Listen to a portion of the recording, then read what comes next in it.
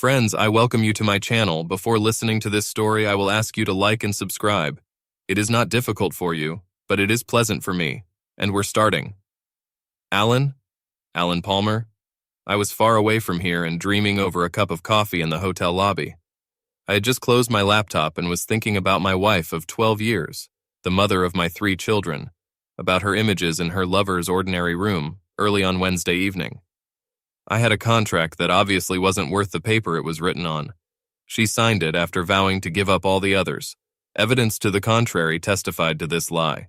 This environment was commonplace, so for them it was, as usual, everything is as always. It was hard for me to think about anything else. My ears started to pop at the sound of my name. I reacted slowly and turned my head towards the speaker. She was tall and slender, an attractive redhead, with a rather hesitant smile on her flawless face. I didn't recognize her and looked at her, first down and then up again. She was wearing an elegant blue-striped business suit that highlighted the most beautiful knees and legs I've seen in a long time. Both her hands were occupied with an elegant slim briefcase and an expensive black leather handbag. I think I smiled back at her, more out of embarrassment than greeting, desperately trying to identify her face among recent acquaintances, former work colleagues, friends' wives, moms from school, or clients of the gym I recently enrolled in. I knew for sure that she would undoubtedly look good in running shorts. Otherwise, nothing, a complete emptiness. I did not know her from Eva. She obviously knew me, it was obvious. Perhaps she was a messenger from a lawyer who was shown my picture. "Excuse me?" I said stupidly. There was something intangible familiar about her, but it eluded me. I tried to figure out where I could have seen her before. According to my estimates, she was about 35 or 36 years old, about 10 to 12 years younger than me. I lost all my hair a long time ago and have been shaving bald for about 10 years now, so she must have known me somewhere in the past decades. I guess my eyes were still wet from what I saw and thought about how my wife was being superbly used by her lover. And through the tears, it was almost impossible to fully focus this stranger's face. Anyway, that's my excuse. One thing was for sure. The redhead was a cool thing, and far from my level. Damn it, at my age, with my looks and the current circumstances in the relationship, they were all like that. Her bright smile froze at my lack of recognition, and her face quickly took on a frown. Her lips pouted, and she looked, well, offended. It was crazy. No one looked offended next to me, upset, angry, disappointed, furious, especially disappointed, but not offended in any way. After all, I was the #1 dumbass of all time. Who cared what I thought? Where was my life anyway? My sweet bitch wife, who was 10 years younger than me, was a successful editor of a large circulation women's magazine, and I sacrificed my career as an advertising copywriter to become a stay-at-home husband. It was funny to me. I was reduced to the role of a caring father, for my 2 sons aged 11 and 3, and a daughter aged 7. Meanwhile, my wife was hanging out with her boss at work, well, presumably for many years. A recent DNA analysis of my children showed that I was not even remotely related to any of them. I had lost those few features that I might have started with, and my body was allowed to get fat, and now I was at the lowest level of self-confidence. I've never been even vaguely confident in myself. I even doubted my sanity, knowing that nothing was working out for me and I was miserable as a sin. Even knowing what I had to do and what I had already started to do did not give me strength, and my actions only confirmed how completely ignorant and hopeless I had been all my life. I was just sitting in the coffee shop of this posh hotel, watching the elevator doors and waiting for my wife and lover to get out of it before bumping into both of them. However, other than killing them, I was powerless to do anything about their affair, other than to end my involvement in her life. On top of that, I had to run into this beautiful red-haired woman who was practically growling at me because I couldn't remember who the hell she was.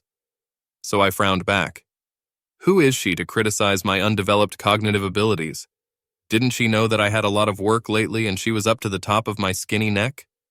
She resolutely pushed out her jaw, leaned towards me and punched me quite hard in the chest, bared her perfect white teeth and said in a low, penetrating voice, "The fact that you left me as your girlfriend 20 years ago does not mean that you can treat me like a complete stranger after all this time. We've been together for 5 years, damn it. Once you even proposed to me. You full asshole." She poked my bruised chest with a pointing finger to emphasize each of the last 3 words. Then she threw herself into the upholstered leather chair opposite me, threw her briefcase and bag on the table between us, slamming my empty coffee cup into a saucer, and continued to stare at me, waiting, with folded arms, continuing to wait while my exhausted mind ran through the images of her. None of them matched, not really. "Leslie?" I asked, not believing in the possibility of this even for a moment. "Leslie? Collins? Who the hell did you think I was, Florence Nightingale?" she snapped. "But you can't be like that," I muttered. You're young and beautiful." Her frown softened, and her once so familiar brilliant smile returned to pierce my heart, right under the fresh bruises. I didn't think my pain could get any worse than it was, but at that moment it got stronger. I really didn't need it. Please God, I never ask for anything, as you know very well, but don't let me have two of my worst nightmares at the same time.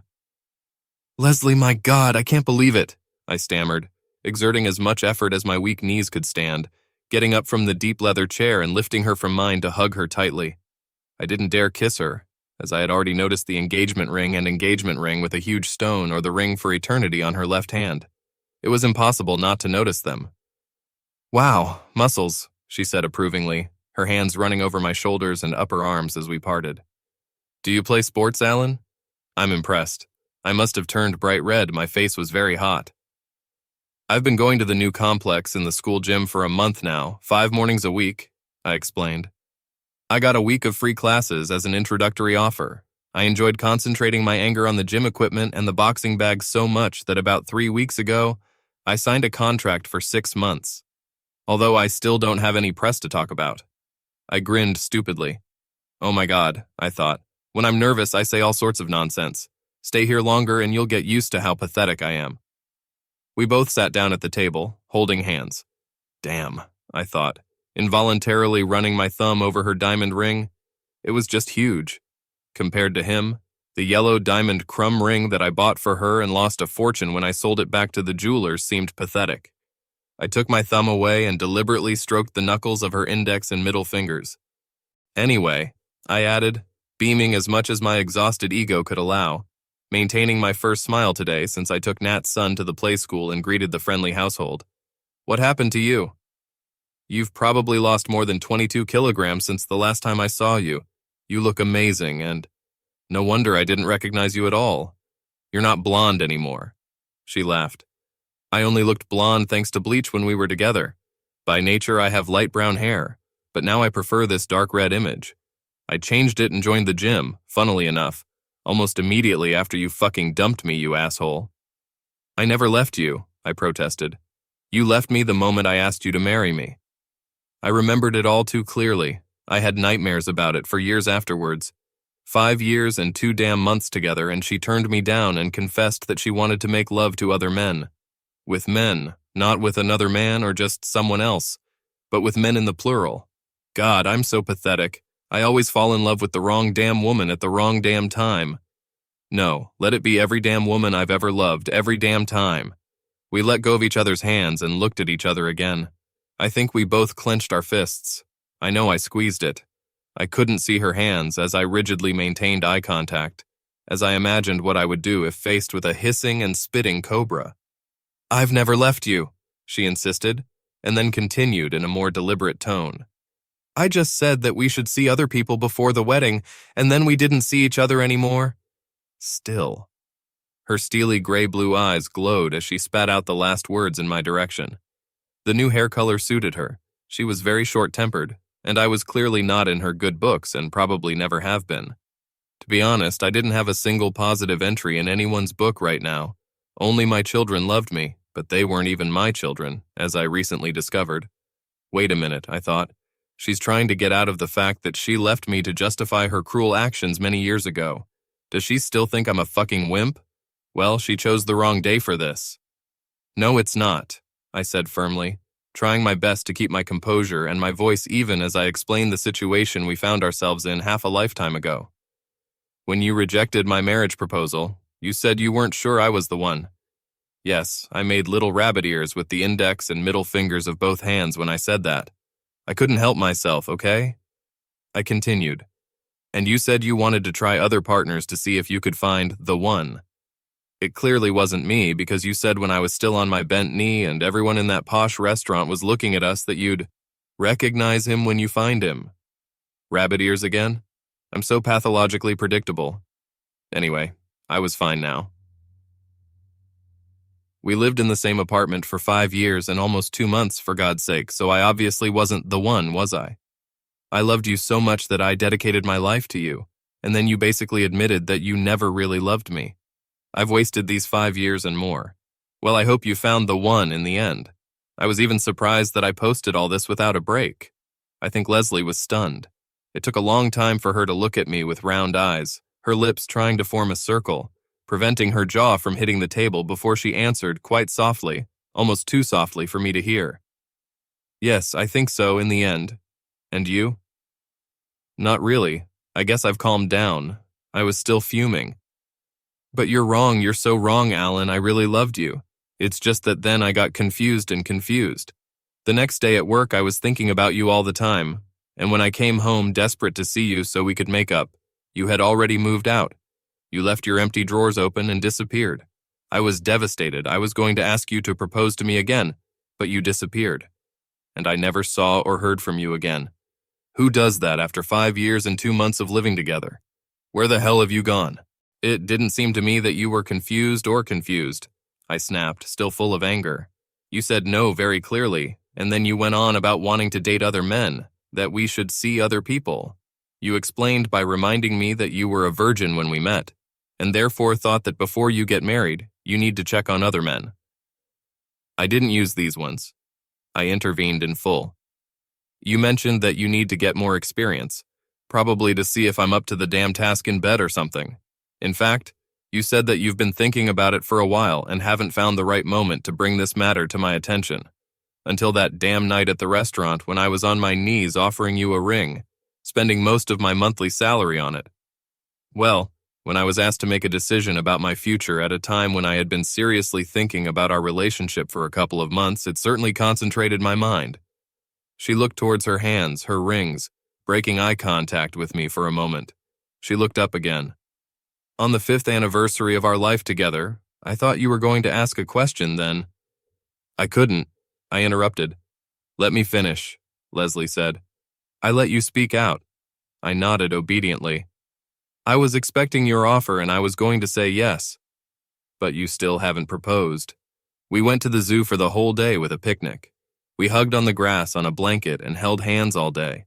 We made love as soon as we got back. We didn't even get to the bedroom. The floor on the landing was all we got to. Our clothes were scattered all over the hallway and stairs. We made love 2 more times when we got to the bedroom and once more on Sunday morning. It's been a wonderful day and night, and you damn well haven't asked me to marry you, you bastard. I was still saving up for the ring, I pleaded, relenting. It cost me a fortune. I couldn't borrow anymore because I had a maximum limit, and it took 4 months before I raised enough money, which was twice as long as I had hoped. I even got your sister to find out the size of your finger so that it would fit. I couldn't ask you to marry me without a wedding ring, could I? Gee, she said, reaching out and taking my hands again. I was heartbroken when you left me. After a couple of days, I took a day off from work and went to where you were working then. I wasn't there anymore. I know. They said that you left the day before and left no notification, no forwarding address, nothing. Your P45, information about the employee leaving work. This term is used in British and Irish slang as a metonym for dismissal. Came by mail to the apartment about 6 weeks later. That first night, I tried to talk to your mom, but she wouldn't talk to me. Called me a heartless fool and said that I broke your heart and that you left. The elevator rang and I looked past Leslie, but there were only a couple of strangers and a teenage girl in garish striped tights. I thought about looking at the laptop again to see if they were done, or in the shower, or still, but I couldn't bring myself to look, even if Leslie wasn't there. Some images were permanently burned into my skull, and I didn't want to enhance any of them. The lawyer could access the recording that the private investigator had arranged, and she was getting a good enough salary to handle it. I just wanted it to be over. Leslie was an unforeseen complication that I could have done without.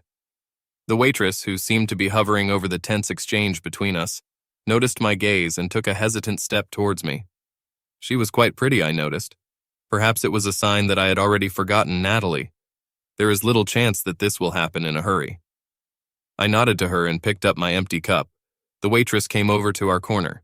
The name tag pinned to her starched blouse had the single word Rosamond written on it.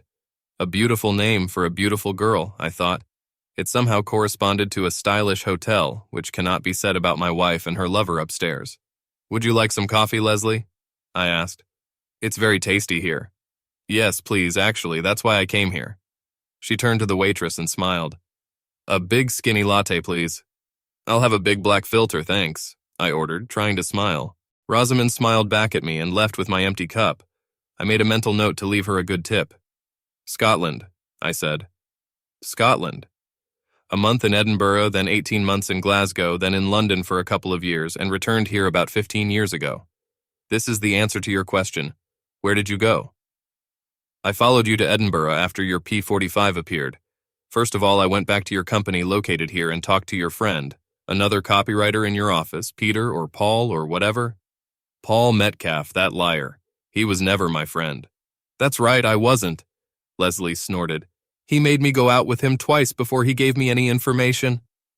Bastard, I growled. Even after 20 years, it was still annoying. I think some things are never forgotten.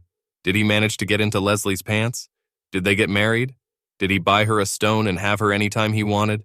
Did I really want to know? Yes, damn it, I wanted to know. But I would never ask. No, I definitely will never ask. Not for the world. Leslie interrupted my thoughts. Yes, he was a real bastard, that Paul. He kept trying to get into my panties. Leslie hesitated and then smiled, as if remembering some magical memory. Creature, really?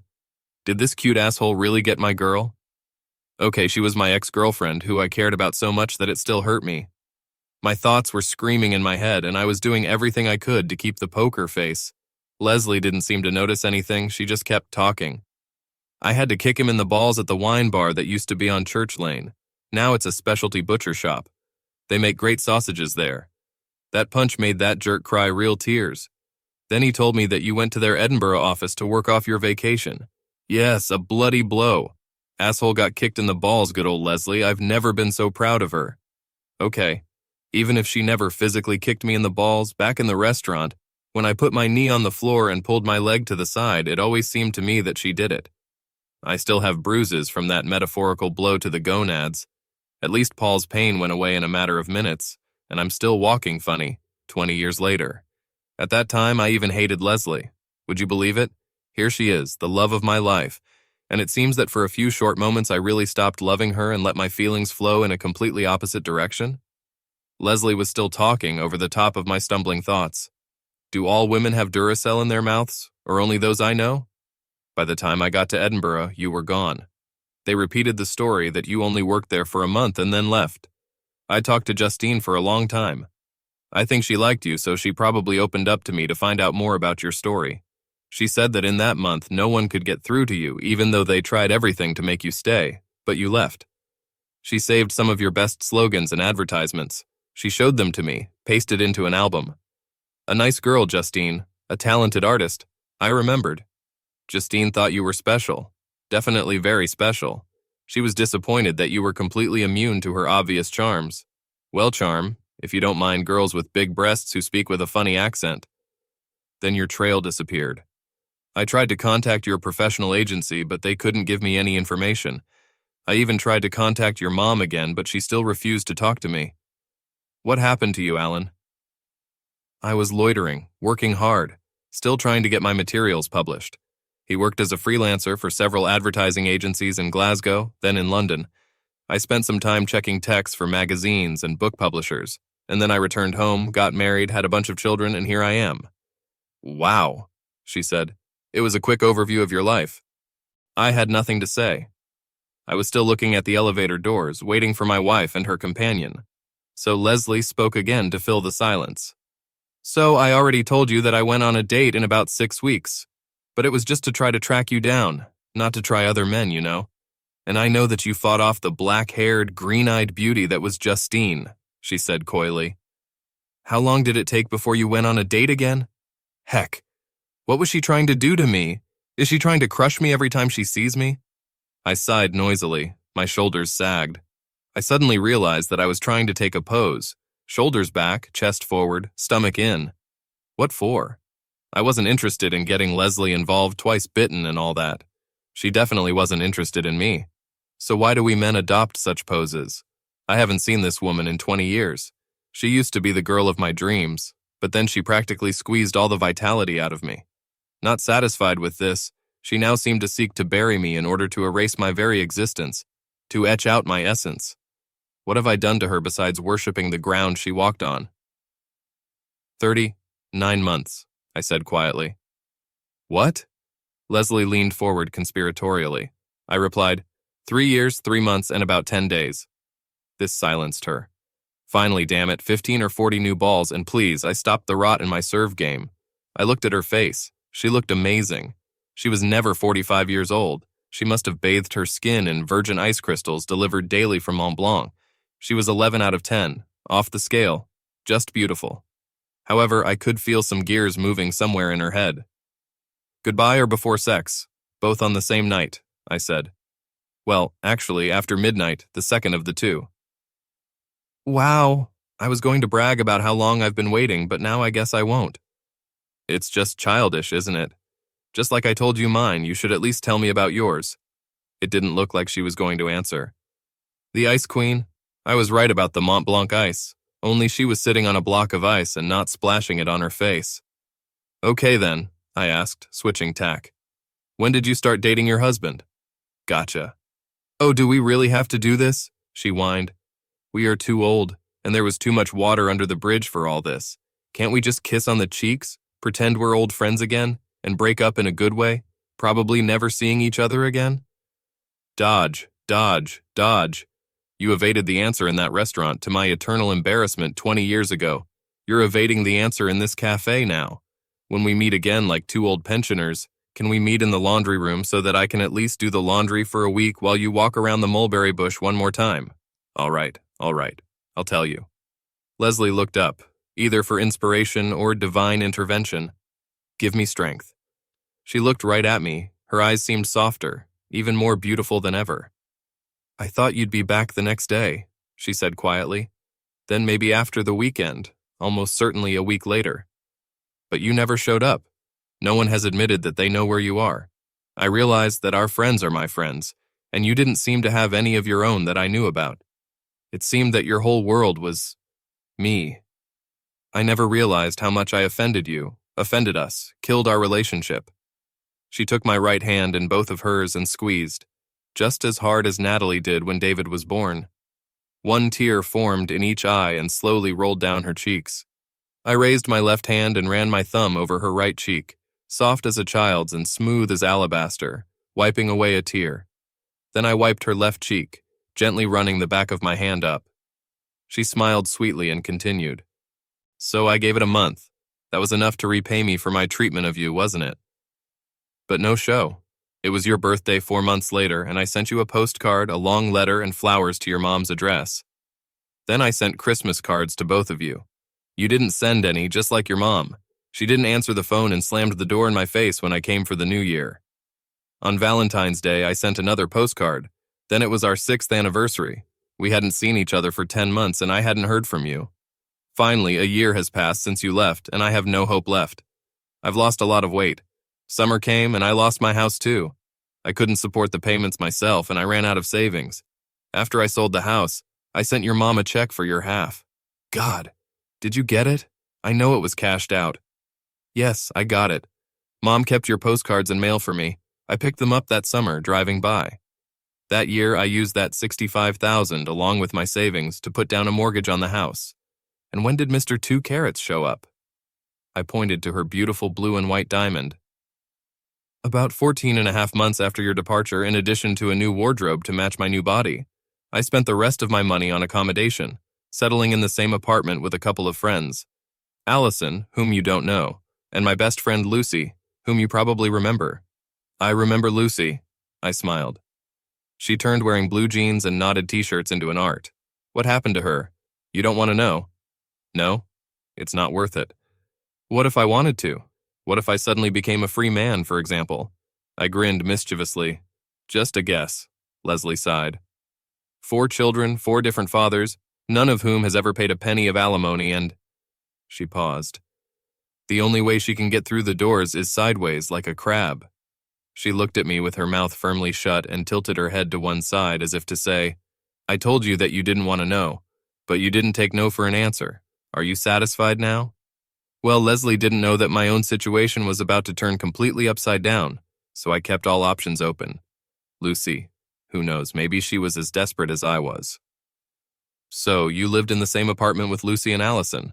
What's next? Then what? Lucy worked part-time as a secretary, and her office hosted a summer picnic for employees and their families. Lucy brought me along as a guest. That's where I met my husband, and we got closer. So there was a date and then sex? No, first the sex, then the date. Leslie blushed. In fact, we hardly went on dates at all. We only met for sex, great sex, and a lot of sex. We were both so busy with work that we mostly only met for sex. I know it sounds really bad, but I haven't had sex in a long time. 15 months is 15 cycles when I was most fertile, and I didn't have what I really lacked. You were gone forever, and my hormones were screaming at me.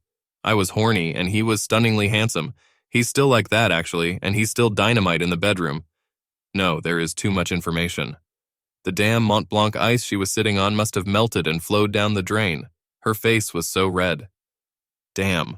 Why do women look even sexier when they are embarrassed and lose control of their emotions than when they pretend to be icy calm and keep themselves in check? Or is it just me? Was he your only lover?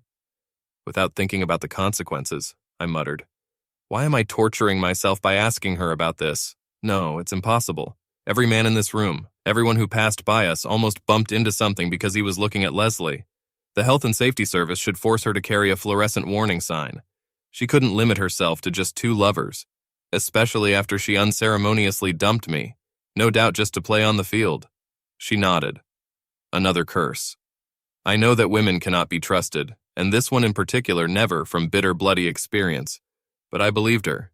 However, it didn't make me feel any better that she was married to Mr. Damn Perfect Lover. So, Leslie continued, what have you been doing lately? I smiled. There was so much to say and so much not to say.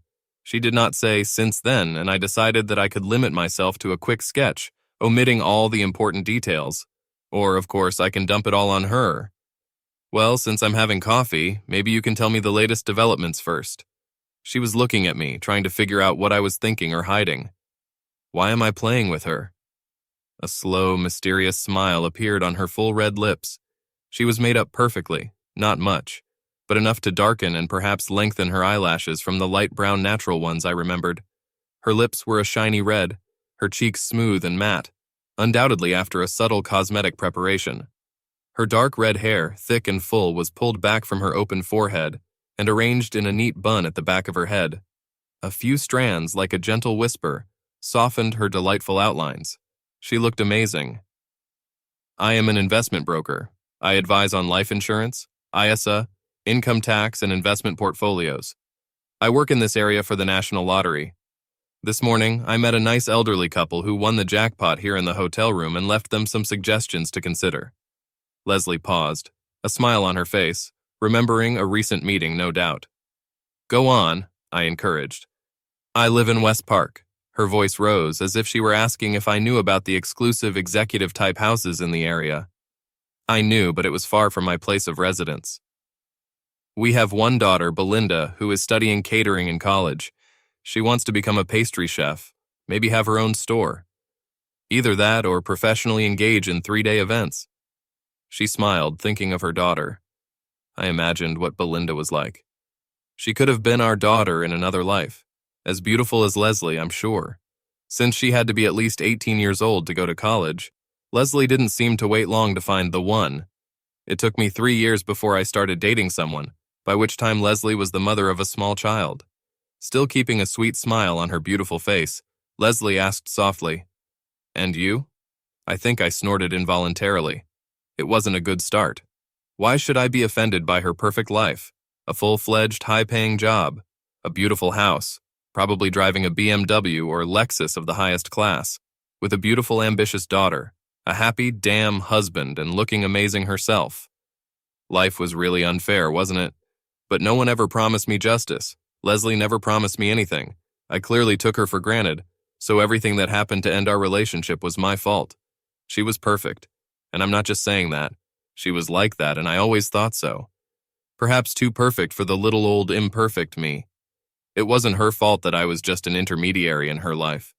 We lived with her for 5 years and 2 months. It was one of the best 62 months of my life, and I have to be grateful and thank her for them. It was much more than I deserved. Just the time spent with mine, children from my marriage. It was close to this ideal period. Emphasize the positive, I thought. It was a day when I could be assertive and when I finally took my fate into my own hands. So I stretched my lips into the biggest smile I could and told her the saccharine version of my life. Actually, I have a wonderful life, I said. And after today, she'll get even better. I paused for a moment when a smiling Rosamond came over with a tray with our coffee on it. I helped her unload them and thanked her before she cheerfully returned to her compartment. The back view of the departing waitress was as good as the front, and my gaze naturally lingered. Leslie looked at me with a questioning look. I grinned. I couldn't help myself. At that moment, I suddenly became very happy. The veil of suffering fell away, and I felt surprisingly well. It's as if I've finally come to terms with my fate, with the fact that I've reached the lowest level I could reach, and it can only get better from here. Okay, it looks like I'm going to have to add a little bit to the artificially sweetened fairy tale I was going to weave. Leslie, you caught me at a moment when my life is on the line. Today, everything is changing. This sad, pathetic, bald, slightly overweight jerk has been pushing me around for more than 25 years. I'm sorry, darling, I said, holding and squeezing one of her hands and taking a deep breath. I've included you a little unfairly in my life of servility.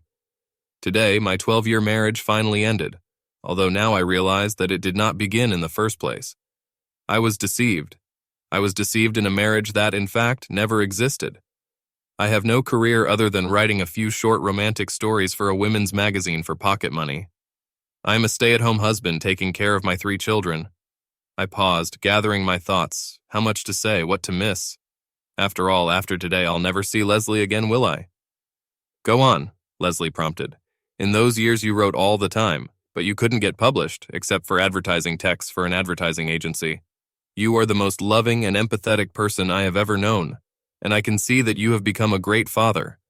Please go on, honey. My children, whom I adore, are my life.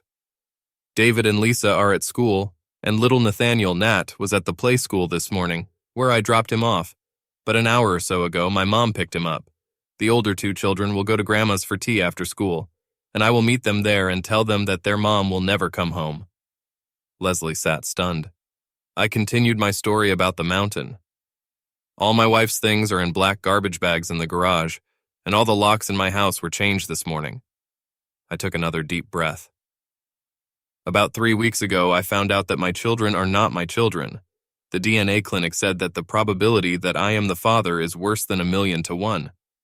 Oh, Alan, I'm so sorry. Is there a chance that the clinic confused your sample with someone else? Shouldn't you do it again? No chance, I said sadly. With my mother's blessing, I sent her samples along with my own and the children. There were 2 samples for each, so they left one as a backup.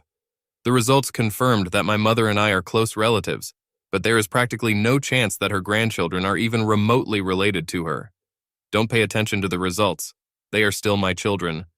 I just wanted to check the results to find out the extent of my wife's duplicity. I may not be their biological father, but I am 100% their father and always will be. By this time, I felt that I was starting to speak loudly. Rosamond was looking at me strangely from her place behind the counter. Even Leslie looked sad and worried. Now she was holding both my hands. Of course, these were my children, I reasoned, calming down. I stayed at home with them, fed them, changed their clothes, and bathed them. I took care of them during their illnesses, took them to vaccinations, their first steps, their first words, their first day in the nursery, school, high school, all their games, classes, homework. They had my speech, my manners. They had my family values. They didn't have these morals like their mother and biological father, who made love to each other in the hotel room above us this afternoon. The children almost certainly have the same father, which means that my wife has been sleeping with the same lover regularly for 12 years, at least as long as I have been married to her. Well, she's always glad to see him. Today, I'm washing my hands of both of them. I'm so sorry. I'd like to stay, but I have to go, Alan. I have another meeting in town. and I'm late because I should have left a long time ago. Come here, Alan, please, darling. Leslie stood up and pulled me to her, and we hugged each other like two ex-lovers, one of whom comforts the other on the occasion of a great loss. I buried my face in her sweet-smelling red hair. I cried silent, selfish tears about what I had lost. I heard the elevator clink. We both heard it. At the same time, we turned towards the sound. The elevator doors opened and several people got out. An elderly, smiling couple came out first, holding hands, smiling and looking around to get their bearings. They saw Leslie and me when we hugged and waved happily at us. Leslie waved back automatically. Then they were followed by a couple of businessmen with badges of some kind of conference, with several brochures in their hands, engaged in conversation, almost bumping into the back of an elderly couple who stopped to look at Leslie and me. Then the elevator threw out the last two passengers, a man and a woman, holding hands and carrying small overnight bags. They made a perfect couple. He was tall and tanned, blonde, freshly shaved, stunningly handsome, and in an expensive handmade suit. He was obviously from old money, with a solid fortune. She was a little shorter, slender, brunette, dressed in the same stylish way, but arrogant, purposeful, ambitious, controlling, certainly beautiful, even radiant.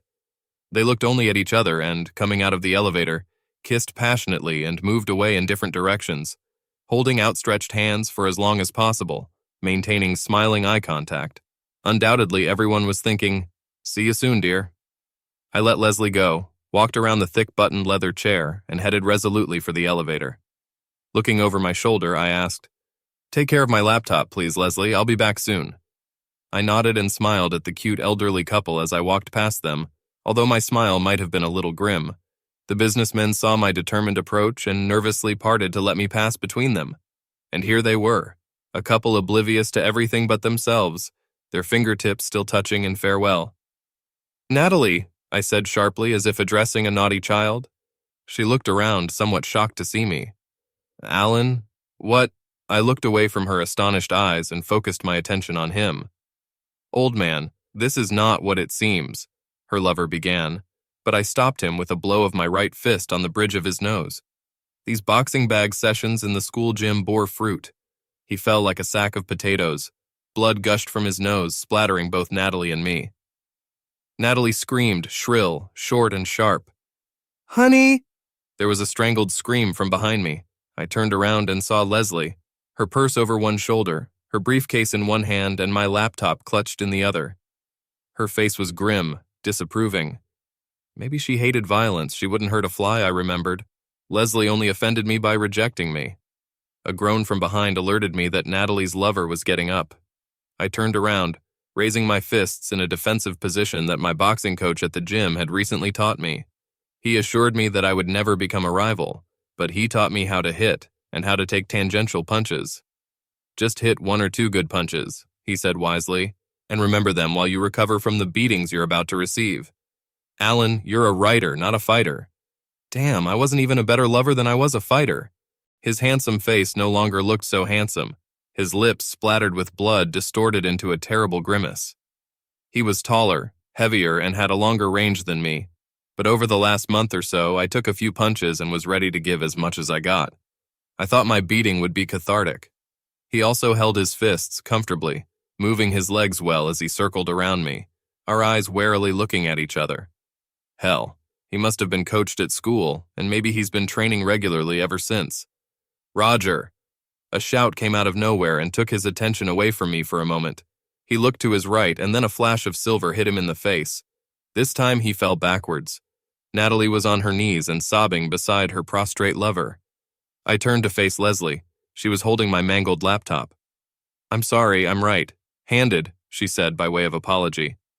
"Nothing that can't be replaced," I shrugged, ridding her of the debris. "I'll call the office and reschedule the next meeting for the morning." She took her phone out of her bag. "I suppose your mom still serves fish fingers and alphabet spaghetti to the kids for tea?" "Almost every time," I said. "The perfect comfort food. I haven't eaten fish stick sarnie with ketchup in years. You think? Does he keep a large supply in the fridge?" "There is an Iceland store on the way to the high-rise building. We'll make supplies. It's better to be safe." "Great." She found the right entry in the phone book and dialed the number. Don't make an appointment too early in the morning, I said. Mr. Jones? Leslie. Look, there was something unexpected, so I'm sorry. Same time tomorrow afternoon? Great. See you. Bye.